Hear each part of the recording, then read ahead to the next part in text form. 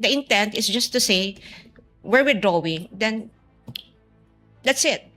Just state the intent, and then without any conclusions, Your Honor, because conclusions really are just for the courts to make and not for either of the parties. Thank you, Your Honor. Respond to the manifestation of the defense. Yes, the Honorable Luis. Nice ko lamang pong ipaalala sa ating mga kababayan, this is a constitutional process.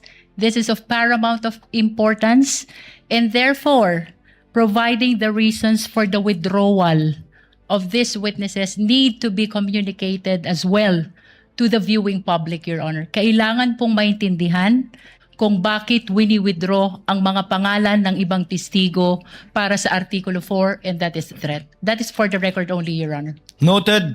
Just a brief response to the lead prosecutor's counter-manifestation that this is because this is a constitutional procedure. We understand that.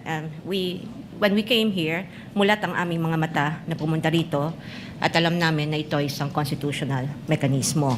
Kaya nga, yung sinasabi ko kanina at ang aking kahilingan lamang ay nakasandig doon sa prinsipyo na iyon na dahil ito ay isang constitutional mechanism, kailangan siguraduhin natin na balanse at patas yung lahat ng magaganap. At hindi ko, I find it difficult to understand how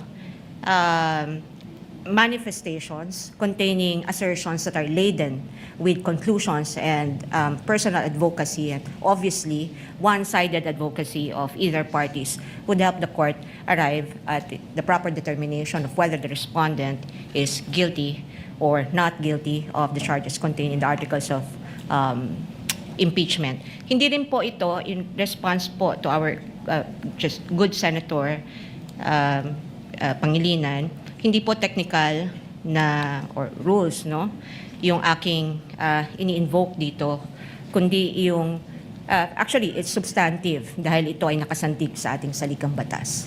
Salamat po.